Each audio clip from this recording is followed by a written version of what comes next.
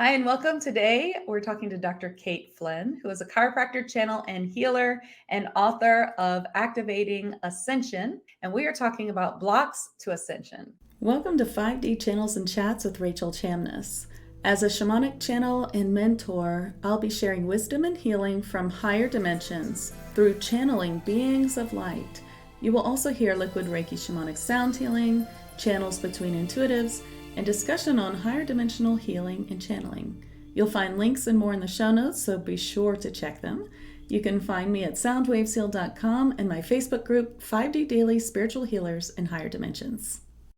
Today's podcast comes from my YouTube show, Ascension and 5D Chats, where I speak to other intuitives about Ascension. Hi, everybody. I'm glad you're here. Thank you, Rachel, for having me on. I'm super excited to be here, and I can't wait to see what new things we uncover and discuss today. Me too. I'm so glad to have you here. I really think that you're amazing. I love everything that you do, and I really want everyone to know about you and all that you do. So you're a chiropractor, channel, and healer, and you've written this amazing book, Activating Ascension, which I happen to have right here, which you can find on Amazon. And I think you're just the perfect person to be chatting with on this chat show about Ascension. Well, I hope that plays out to your expectations. All right, well, let's talk about blocks to ascension, what you call the 3 blocks to ascension: fighting, pretending, and trying or forcing. I think that, if you want to get nitty gritty, you could probably come up with an infinite number of blocks to ascension, but these are what I would say are probably the 3 biggest. Fighting is very popular today. And I even find it interesting that like warrior language is pervasive. Like we're spiritual warriors, or we're fighting for the truth, or whatever it is. And I just really feel like if you're fighting what is, you're not using your resources to create what could be. So you're keeping yourself stuck in a reality that you say you don't want to be in, but yet that's what you're perpetuating by always thinking you have to fight to prove yourself right, to prove others wrong, to think things should be different than what they are. Well, if you think about it, if you're fighting against something, that's not the same as being in a space of attracting things. So that's a really big no-no in law of attraction. Instead of fighting against something, you have to see what you are standing for instead. And it's a more positive way to create something than to just fight against something that's too negative, Absolutely. Absolutely. And I also feel like we're very quick to call that out in other people. And then when the circumstances in our face that it involves us, we kind of forget what we know. That's so true. It's the same thing I always say, that people always call me when they have a cold and ask me what they should take, or like, I have the flu, what should I do? And I give them all these ideas. Not that I'm a naturopath or anything like that, but I give them all the little things that I do. Then I get sick and I don't take a single thing because I can't think of one single thing I should take. It's the same thing. It's so easy to give someone else advice, but then we have to remember that we also have to follow that advice. And I think that's the beautiful thing, though, about being in relationship. Like maybe we don't have the capacity, maybe that's temporary, but we feel like we should be able to figure everything out for ourselves when we are intuitive, when we're on this path. And that's why relationships are so important. We need to be able to ask somebody else, even if it's just to help keep us on track. Not that they're going to tell us what to do or what we should do, but it will get us back in that space and in that flow. Do you ever find that when you just start talking about what you are feeling or asking someone exactly like you're saying, that you just start to get all the information yourself? Because I do. Yeah. Sometimes just talking brings more channeling in. Or I don't think people even realize how much they are channeling from their spirit guides, how much they are getting on a daily basis from their spirit guides and helpers. Especially when we're not filtering it out. When we're not trying to, the information comes. That's right. So what about pretending? Pretending to be something other than you are, or thinking you should be something different than what you are. And also pretending that you're unaffected. Like sometimes, especially, in conversations with patients and clients, they'll bring up something from their past and they'll be like, well, I'm all finished with that. That doesn't bother me anymore. And as soon as you get that kind of reaction, that tells you right there, well, that's the thing that's probably not finished. You think you're pretending that it's finished and you're unaffected and that it's done, but there's still more to do. So I remember when I first wrote this book, I did a book reading at a bookstore and I took questions afterwards. And I really do feel like we're getting to the point where we can just say with intention, these things happen. They don't define me. I can let them go and move on. and be in alignment, like be in your truth and in your authenticity, and you're absolutely clear the way to move forward. What I see more, I don't think we're there yet as, as a whole. So we need tools. We need things that we can use. And I always say these tools are nothing but to distract your mind so that your heart can do the work. Does a tool work or not work? Is it beneficial to you or is it not? And the beauty is you take forward what you find beneficial and you let go what doesn't. So pretending is like you're just putting blindfolds on yourself and you're trying to make something true that's not true. And that just makes your way forward more difficult. And I look at it like everything is in a spiral. So it's not you come full circle, it's that you have many opportunities to spiral through the things that have happened to you in your experience. And, at the first spiral, you might be like, oh, what happened? Or what was that? Or, just kind of shocked. And then the second spiral, you're like, well, why is this happening? And you gain a learning from each spiral. It's when we circle that we start having problems because then we get stuck in our thoughts and in our thinking and we're not moving forward. I love that. That's really great way to think about it because often we can have so much self-judgment when something comes back around. So I often talk about the OW, the original wound, something that you have fought with and you've conquered and you're like, it's the past. And then it just comes back again and you're like, why is this back? Why is this happening? Which is, of course, the question you're supposed to ask. Why is this happening? Instead of like, why is this happening to me? But what is Just the why is this purpose? happening? Yeah. Yeah. What's the purpose? What can I learn? Exactly. And of course, the way that you're describing it, that's so great because then in that second time around, you can start to say, it's happening again for a reason, but I'm at a place where I can look at it and say, now this is happening for a reason. Let me find that reason. It is different than it happening the first time and just getting really so much self-judgment and feeling so terrible about what's happening. So it's an opportunity, really, every time you circle around to look at it from another angle. I really like that idea. And realize that you're different. And in that realization, you create more space to respond to what is happening rather than reacting, because it's the reacting that keeps us circling.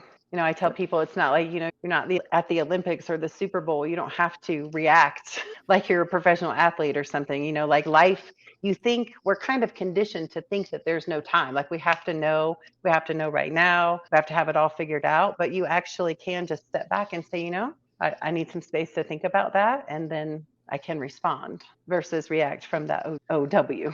Now I have original gangster in my head back in that fighting language. That's true. That's true. I also love the idea of speaking with someone else that you mentioned earlier, because I say that a lot about how we need each other. We really need to come back into these communities. And as light workers, we're helping people all the time and we need help too. We need each other. It can't be an alone thing. We need to start feeling this community more and more. And I feel that that is a big part of Ascension too, coming into this like fourth dimensional space of love and community. Absolutely. And, like with most things, we polarize, we swing from one end of the pendulum to the other. So when we have that OW, and it usually happens in relationship to somebody else, something somebody did or our parents did or whatever it was. And so we swing way far the other way to say, I don't need anybody. I can do it all by myself. If I want it done right, then I'm going to have to do it, kind of thing. And that moves us right out of harmony and in alignment with Ascension as kind of thinking that all the answers lie outside of you or that everyone else is responsible for your happiness, your well-being, your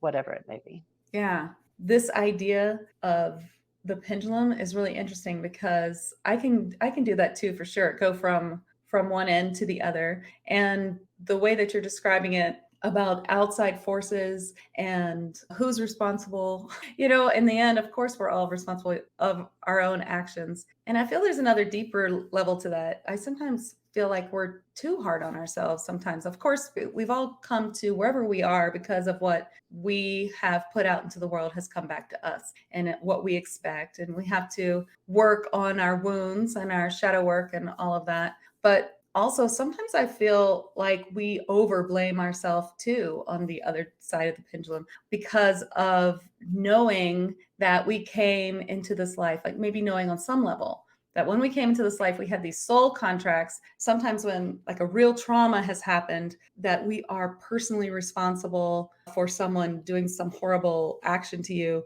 because we put it into motion in our soul contract. We are definitely very hard on ourselves. But for me, when I think of that, like my perspective on incarnation into third dimensional reality on planet Earth is that we are here to experience the spectrum, everything. Because when you open it up to everything is okay, even things that aren't okay, like the worst of humanity, right? Is that we are finite pieces of the infinite that come into these bodies to have experiences, period. And if we learn from those experiences, then we spiral. And if we don't, we stay in the circle of third dimensional incarnation. So I look at it as that's an empowering thing for me. Like if this is happening, then on some level I chose it. And if I can come into that space of I chose it, then I can change it. But if it's happening because of an outside force, then that puts me in victim mode. And then I need them to change for me to be okay. And Yeah, you don't get anywhere like that because people are not going to be how you think they should be.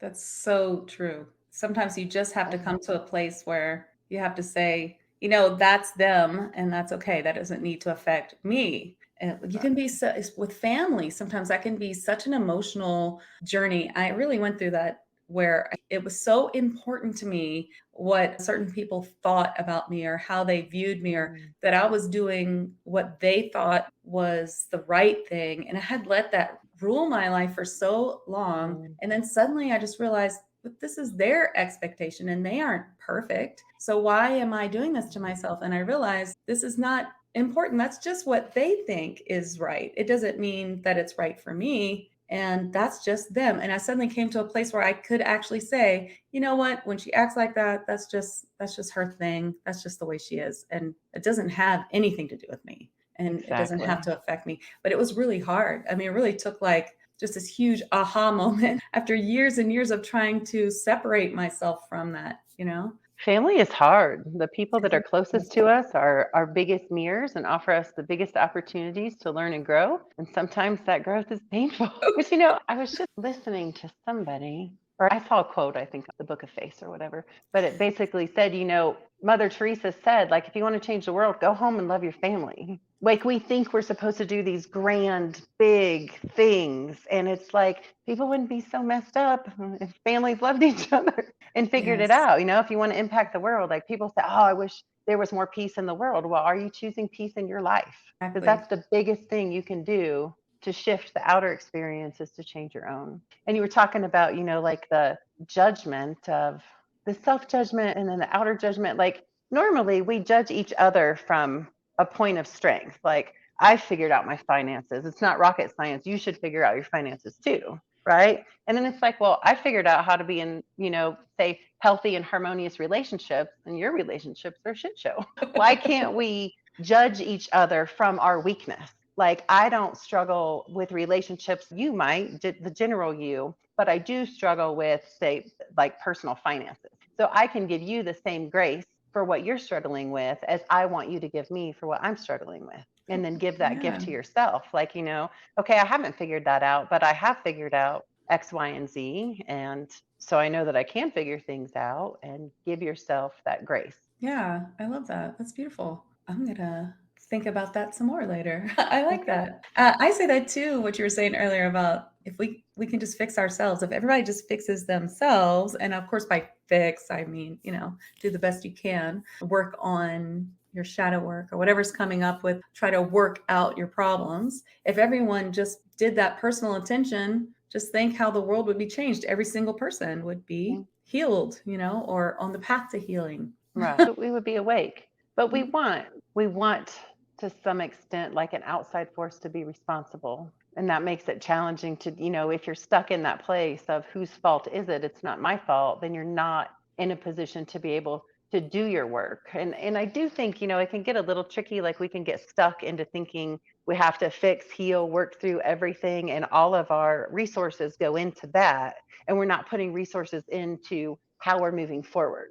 So I think it's got to be a little of this, and then what is it I want to do with my life? What is it I want to create? What brings me joy? What makes me be happy? Because if you're always working on your shadow work, that's just a really hard life. And I think there is definitely a correlation between the two. I find, especially as light workers, much of what we have really had to work hard on for ourselves can relate to those that we help. So people Oh who yeah. come to us for for advice or help or healing, Uh, often you can see your own past in them, or you have some kind of connection. That's why they've come to you unconsciously. There's always two sessions going on for sure. And I found it helpful to just have a surrender to that. You can put as many safeguards in place or restrictions on the experience, but you're going to be affected and it's going to provide you with an opportunity. And if you accept that, then you can move forward. You can have more ease and grace. I think, though, the tricky part is to be empathic, which is empathy is a beautiful, wonderful thing. There's no doubt about it. I think the meaning of empathy gets distorted a lot in healers and light workers, especially. Like to be in empathy is to say, wow, I can feel what you're feeling. That's it. But people cross that, they swing all the way to the other end. I put everything on the continuum of infinity, by the way, and heart space. Sweet spot is in the middle, and the two extremes are each just as extreme as the other. They take it too far, or they distort empathy by saying, I feel what you're feeling and I assume responsibility for it. And that is not empathy. That is not empathy, right? That is, and I've looked at the language and definitions of these things, and the opposite of narcissism and empathy usually gets put as an antonym for narcissism, and I just don't see it that way. I see like the narcissist doesn't want to feel anything or take responsibility for anything at all, so they look for somebody that will feel all the things and take all the responsibility, and I call that more like a garbage dump than an empath. But it's Right. when we assume responsibility for others that we limit our experience and we keep them in a disempowered place. I don't know how we got to that. No, I love that because of the same idea that I talk about. I'm writing a book, so I'm putting it in there. And that is the difference between clairsentience and empathy. And sometimes people find the word I'm an empath is in victimhood. It's like I'm an empath, I'm a sponge, and everything sticks to me and it's horrible and I don't know what to do.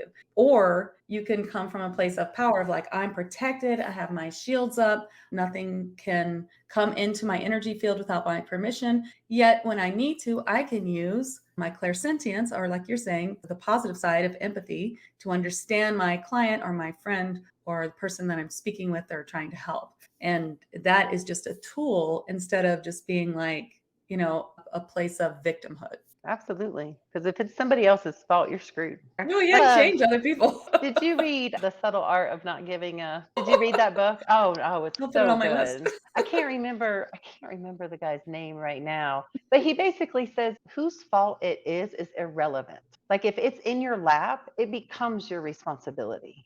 If it's affecting you, then it is your responsibility. And that's the only question that's relevant is, okay, what can I do? What do I need to know? What is this teaching me? Why am I vibrationally aligned with what I'm experiencing? And then you can look at how you can come out of alignment with that and into alignment with what it is you say you want. Well, sure. I mean, The if book you is really are, good, though. I'm going to check it out. If you're having this situation that is just constantly affecting you and causing you turmoil, maybe it's not about this external thing, but what you can do for yourself as much as you can do it to prevent that situation from affecting you.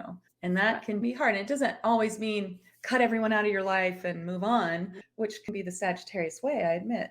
And I've done that many times. But maybe it Right. can be, how do I come to peace in this and so that it doesn't affect me? And that, like that example I talked about before, now I just think, well, that's just the way she thinks, and that's not about me. Yeah. That's just about her, And I'm sorry that she thinks that way, that it has to be that way, and that's sad. But I don't think that way. So even if she doesn't mean me, that's just her problem, not mine. Whatever it is. So in that, when people aren't in alignment with where you want to be, it's like I can still love you and appreciate you for who you are. I can forgive you. I can do whatever, but that doesn't mean I have to do it like up close and personal or in your face or continue a close relationship with you. It can be, I'm going to love you, but I'm going to do that from over here. Or even forgiving someone for some horrible criminal act against you. It doesn't have to be like, I love you. It can just be like, you are a damaged person who has probably had horrible past experiences. And so, I'm going to stop fighting against it. I'm just going to let it settle. Okay. I forgive you for being who you are and what you've done to me, but it doesn't mean Right. like we're friends. Exactly. Like now you can Exactly. go away and get out of my Yeah. Now, headspace. like, uh, I wish you all the best. I hope you heal from your traumas and figure it out. And I mean, that's how Nelson Mandela held no resentments against the people who held him in imprisonment for all that time because he knew that the only person he was screwing by doing that would be himself. That's right. Holding on to Yeah. anger and resentment only hurts you. It doesn't hurt the person who wronged you. And then that's where we can really heal, you know. Right. It's a great Yeah. discussion. I love it. You were talking about your family member, and it's always a nice opportunity to tune in and say, okay, why is this triggering me? Hmm. Is this bringing up something for me? Is there opportunity for me to adjust and come into a higher alignment? Is this about, okay, so I had a patient once that was talking about being at a wedding and they saw somebody like maybe the other mother of the bride or groom. I can't remember those details exactly, but they were having a really good time. They were like dancing and laughing and partying and really in the joy of the moment. And this woman just thought that that was just wrong. It was inappropriate and this and that. And I thought, this poor woman is so prim and proper all the time. She would never in a million years let herself be that person that's just having a really good time and in the moment. So it's interesting to say, okay, why am I feeling this? Is this something for me to change? Which direction on that infinity symbol to help me experience more authenticity, Yeah. more joy? For me, it was really a lot about judgment, about how a person should look and how much that person should weigh, I guess. And I was continually hurt by it until I Oh, just realized, but that's their idea of what a person should look. And why do they think that? They think that because they think without a certain look that you have no value. And that in itself is horribly sad. And once I realized that that was what was at the core of that, then I just felt bad that they felt that way about themselves and realized that there's right. nothing to do with me. You know, it's amazing when you look deeper and things like that. You can find forgiveness in unexpected ways, you know? And benefit from the increased amount of self-love that you send your way. Yes. Well, let's talk about trying forcing. I started this work, I don't know, maybe 13 years ago. My intuition exploded open at a very specific and particular time in my life. So, this whole energy world, Reiki, spirit guides, all this stuff was like, what? I had no idea any of this stuff really existed. And so, I started meeting other people through these awakenings. You start to find your tribe, your community, you discuss these things and talk about these things. And it really seemed prevalent that people were just like, a lot of us have had hard lives, just terrible things that have happened to us that we've experienced, that we've seen. And it can make you want to force your way out of it. And people would say, oh, that's it. This is my last lifetime. I'm ascending. I'm going to the fifth dimension. I'm done with third dimensional reality. And as soon as you start to hear yourself say those things, that's a big red flag that you are off track. Like there is only one way to get from here to there, and that's to experience what is, to move through it. You can't fight your way out of it. You can't dig underneath of it. It's just once you accept, surrender, put your resources towards creating the reality that you want, that automatically puts you on a track to ascension, whether or not you use that vernacular. Whether or not you know it, maybe you're just like fed up with the life you've been living and you're ready to experience something different. But as soon as you find yourself trying, resisting what is, forcing your way through, you're just slowing yourself down. And I like to go fast. In the beginning, I like to go fast at the expense of everything else. Now I like to go fast in a way that allows me to have ease and grace. And it's a much better experience. I recommend it. I love it. You're so right. You know, I find myself many times and friends and clients too, kind of stuck in that. And we can also get stuck in the whole trying to release or trying to do this shadow work. And one way, Yeah. we need to really look at the things and work on them. The other way, trying so hard. I'm trying so hard and Right. it's just not working. If that's the answer. Well, maybe the experience is the important part, the Yeah. is. And it's always about the journey that we need to really look at our journey that we're going through because that's why we're here. It's this experience that we wanted. So me giving you all the answers is not going to benefit you in any way. Everybody's got to figure out what's right and true for them for sure. Yeah. But And also want to be ready.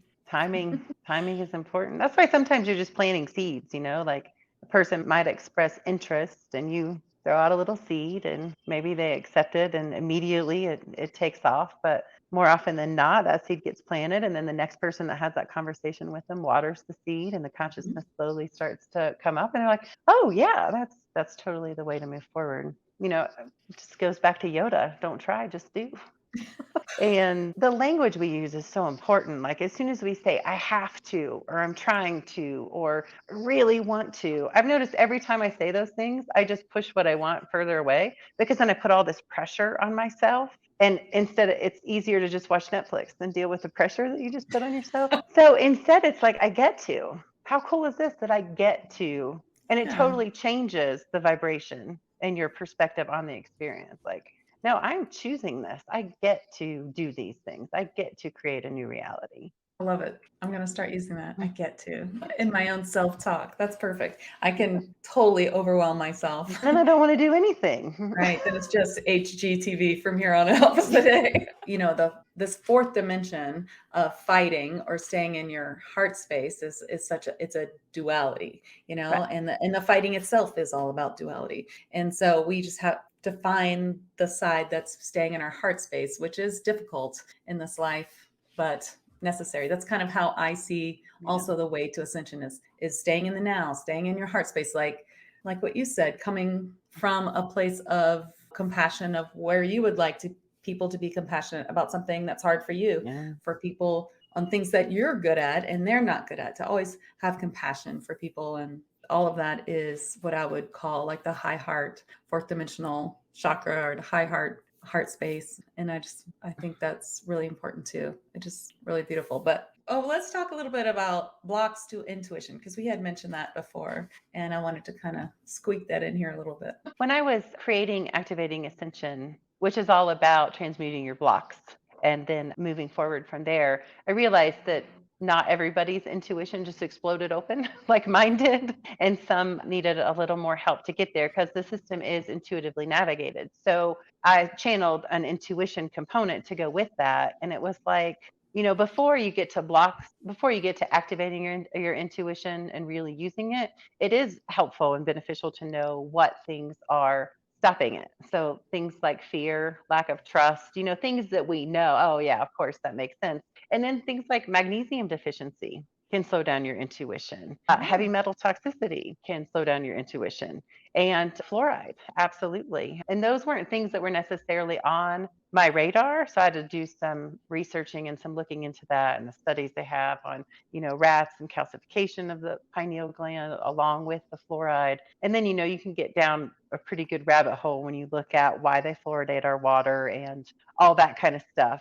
But Mm-hmm. that can put you into opposition. It can put you into that place of fighting. So you have to decide if that would actually be beneficial. So there are ways out there, you can detoxify your pineal gland. And especially if we're in like most things on most people's radar come down to changing my diet, taking a supplement or exercise, like it's all very physical, real. I can touch that water. So I'm going to drink defluoridated water or unfluoridated. I'm happy to be living in a place right now where they don't fluoridate your water. Like we used That's a nice. Berkey filter in the States. But if you are on this path, if you're a healer, if you believe that everything is energy, everything is vibration, then you can use your intention. You can use, we've talked about number activation sequences. You can just pull yourself out of alignment with that fluoride causing calcification of your pineal gland.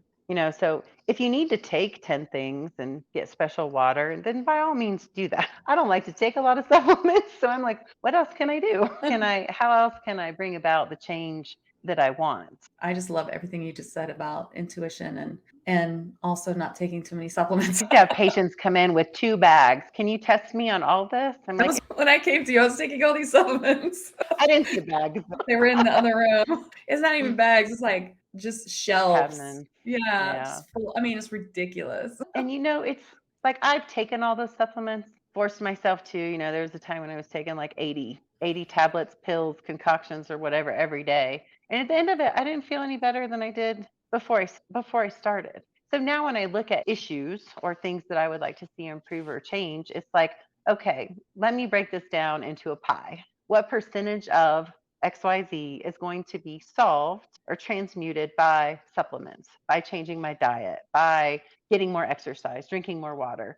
And then what is going to be solved by those intangible things that I can't see, changing my thought processes? Like what percentage of this is rooted in my mental body, my spiritual body, my, whatever body? Because a lot of times you'll find that 80% or a sizable percentage of it is rooted in another place. So you can take all the supplements, but if you don't address those other things, you're not going to get the changes that you want. So, Yeah.